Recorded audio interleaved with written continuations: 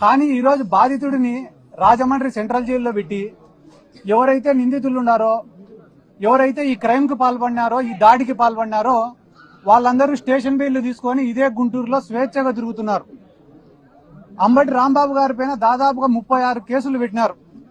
అంటే ఈ ప్రజాస్వామ్యాన్ని కూనీ చేయడమా కాదా అనేది రాష్ట్ర ప్రజలందరూ కూడా ఆలోచించుకోవాల్సినటువంటి అవసరం ఉంది. ఎందుకంటే అంబటి రాంబాబు గారు సామాన్యమైన వ్యక్తి కాదు. ఎందుకంటే ఆయన ఒక మాజీ ఎమ్మెల్యే, మాజీ మంత్రి, ఉమ్మడి రాష్ట్రంలో ఏపీఐఏసీ చైర్మన్ గా పనిచేసినారు.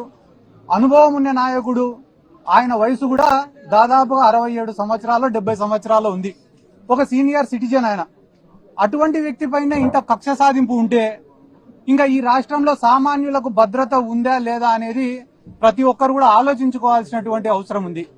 ఎందుకంటే గాలిలో ఒకసారి ఎమ్మెల్యేగా గెలిచి ఆ తర్వాత 5 ఏళ్లకు ఎన్నికలకు కూడా కనపడకుండా పోయిన వాళ్ళు ఈ రాష్ట్రంలో చాలా మంది ఉన్నారు. కానీ అంబటి రాంబాబు గారు అట్లా కాదు. గెలిచినా ఓడిపోయినా ఒక పార్టీని, ఒక నాయకుడిని, ఒక సిద్ధాంతాన్ని, వైఎస్ఆర్ కుటుంబాన్ని నమ్ముకొని చిత్తశుద్ధితో, కమిట్మెంట్ తో పనిచేసినటువంటి నాయకుడు అంబటి రాంబాబు గారు. నిన్న అసెంబ్లీలో ఆయన జైల్లో ఉన్నారు. ఆయన పైన 30 కేసులు పెట్టినారు. అయినా కూడా కడుపు మంట సాలలే వీళ్ళకందరికీ. నిన్న తెలుగుదేశం పార్టీ వాళ్ళు ఫీజు రియంబర్స్మెంట్ బకాయిలు ఏమైనారా అంటే సమాధానం లేదు. ఆరోగ్యశ్రీ సేవలు ఎందుకు ఆపేసినారా అంటే సమాధానం లేదు.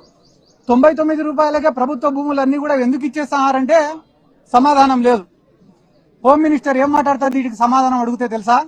అంబటి రాంబాబు గారు ఇట్ అన్నారంట. ప్రజలకు ఉపయోగపడే సమస్యలు 100 అడిగితే దానిలకు సమాధానం చెప్పకుండా అంబటి రాంబాబు గారు ఇట్ అన్నారు. అది దేనికి సంకేతం ఇస్తున్నాడు అంబటి రాంబాబు గారు అని అంటున్నారు. చెయ్యి అయినది, గడ్డం అయినది. అంటే ఈ రాష్ట్రంలో తెలుగుదేశం వాళ్ళు చేసేది ఏమరా అంటే మంచి సబ్జెక్టు అంతా పక్కకు దొబ్బేసి పనికి మాలినది ఒక్కటి పట్టుకుంటారు.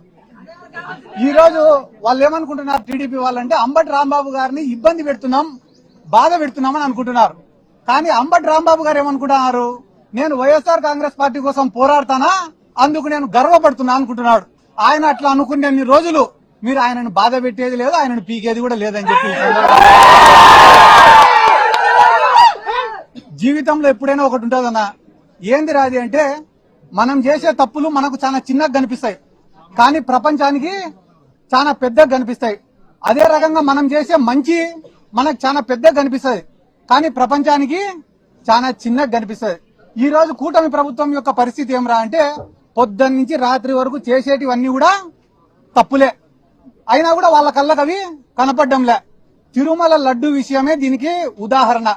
వాళ్ళ దృష్టిలో తిరుమల లడ్డు అనేది చాలా చిన్న విషయం, కానీ అది చిన్న విషయం కాదన్నా. పోయి వీళ్ళు వెంకటేశ్వర స్వామితో పెట్టుకున్నారు, నామరూపాలు లేకుండా పోతారు అతి త్వరలో అని కూడా ఈ సందర్భంగా నేను తెలియజేస్తున్నా. మనసుతో ఆలోచించే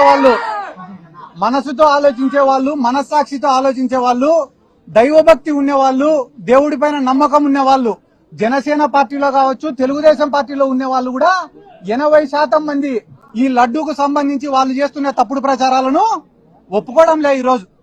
కాబట్టి అంబటి రాంబాబు గారిని ఏదో జైలుకు పంపించినంత మాత్రాన ఈ పోరాటం ఆగిపోతుంది, ఇంకా ఎవరు మాట్లాడరు అని అనుకోవడం వాళ్ళ అవివేకం. ఎందుకంటే అంబటి రాంబాబు గారికి జైలుకు పంపించిన రోజు నుంచి ఈ రోజు వరకు వైఎస్ఆర్ కాంగ్రెస్ పార్టీ మాట్లాడడం పక్కన పెట్టండి, మా మౌనిక గారే అద్భుతంగా మాట్లాడుతున్నారు, అనర్గళంగా మాట్లాడుతున్నారు, ధైర్యంగా మాట్లాడుతున్నారు. జరిగిన దాడి గురించి, జరిగిన అన్యాయం గురించి రాష్ట్ర ప్రజలకు స్పష్టంగా వివరించినారు మౌనిక గారు. నిజంగానే మీకు కూడా మా ప్రత్యేక అభినందనలు కూడా తెలియజేస్తున్నాక. ఎందుకంటే గానా మీరు యాక్టివ్ పాలిటిక్స్ లో లేకపోయినా కూడా ప్రజలకు అంత అర్థమయ్యే విధంగా చెప్పడం నిజంగానే చాలా సంతోషం. ఎందుకంటే 10 మంది ఆలోచింపజేసే విధంగా మీరు మాట్లాడినారు. మీరు మాట్లాడిన ఒక గొప్ప మాట ఏమరా అంటే రాళ్లు రువ్వుతున్నా, కత్తులు దూస్తున్నా, గోడల్లో నుంచి గుణపాలు దింపుతున్నా కూడా అంబటి రాంబాబు గారు భయపడలేదంటే ఆయనకు వ్యవస్థలపైన ఉండేటటువంటి నమ్మకం అని ఒక గొప్ప మాట మాట్లాడడం నిజంగానే మా అందరికీ చాలా సంతోషించదగిన విషయం అని చెప్పి సందర్భంగా తెలియజేసుకుంటూ, కానీ ఒక్క బాధ ఏమరా అంటే మీరు ఒక తప్పు కూడా మాట్లాడినారు.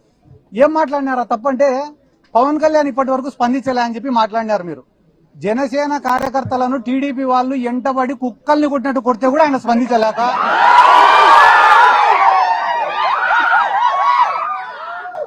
కుక్కల్ని కొట్టినట్టు ఆ వీధిలో చొక్కాలు చింపి కొడితే కూడా పవన్ కళ్యాణ్ స్పందించలే. ఇంకా ఇంకా అంబటి రాంబాబు గారి పైన మన పైన దాడి జరిగితే ఆయన స్పందిస్తాడని అనుకోవడం కూడా మన తప్పైతుందని చెప్పి ఈ సందర్భంగా నేను తెలియజేసుకుంటూ రాష్ట్ర వ్యాప్తంగా మీరు ఏడైనా నేనేం అబద్ధం చెప్పడం లేదు. జనసేన వాళ్లకు నామినేటెడ్ పోస్టులలో అన్యాయం, కాంట్రాక్ట్ వర్కుల్లో జరిగే దాంట్లో అన్యాయం, జనసేన వాళ్లకు మర్యాద ఇచ్చే విషయంలో అన్యాయం, అన్ని విషయాలలో వాళ్ళు నెత్తి నోరు కొట్టుకుంటా అంటే కూడా ఈ పవన్ కళ్యాణ్ స్పందించుకోవడం లేదు.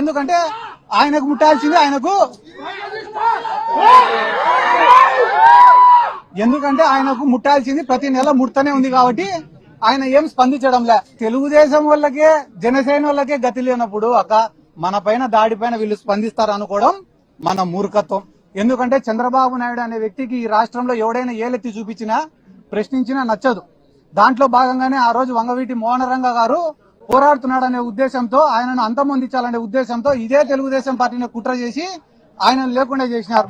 అయిపోయిన తర్వాత కాపు సామాజిక వర్గం కోసం ముద్రగడ పద్మనాభం గారు అంత పెద్ద పోరాటం చేస్తే ఆయనను ఆయన కుటుంబ సభ్యులపైన దాడి చేసి అవమానించి ఆయన మనసును గాయపరిచేలా చేసింది కూడా ఇదే చంద్రబాబు నాయుడు గారి ప్రభుత్వమే. ఆ రోజు హైదరాబాద్ బషీర్బాగ్ లో విద్యుత్ ఛార్జీల పెరుగుదల పైన పేదవాళ్ళందరూ ఉద్యమానికి పోతే ఎట్లా ఉద్యమం చేస్తారని చెప్పి వాళ్ళపైన కాల్పులు చేసి చంపింది ఇదే చంద్రబాబు నాయుడు గారే. కాబట్టి ఈ రాష్ట్రంలో ఆయనకు ఎవరు కూడా ఎదురు తిరగకూడదు, ఎదురు మాట్లాడకూడదు. ఎవరైనా ఎదురు మాట్లాడితే ఎంత పెద్దవాళ్ళైనా లేదా పూర్తి మైనర్లైనా ఎవరిని కూడా వాళ్ళు ఇడిచిపెట్టారు, వాళ్ళపైన కక్ష సాధింపు చర్యలు చేస్తారు. అందరి జోలికి పోయినారన్నా ఏం బాధ లేదు, మేము తిరిగి వస్తాం, పోరాడతాం, జగన్ సార్ని ముఖ్యమంత్రిని చేసుకుంటాం. కానీ వాళ్ళని క్షమించండి ఎవరో తెలుసా?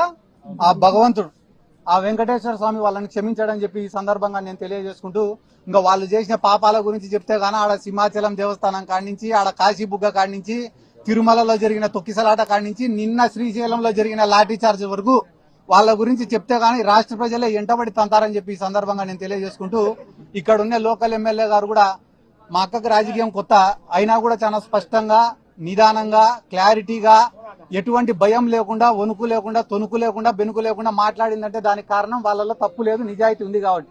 అవతల పక్క ఉన్నామని నేను ఇప్పటి వరకు వారం రోజులు చూడబట్టి టెన్షన్ తప్ప ఏం లేదు.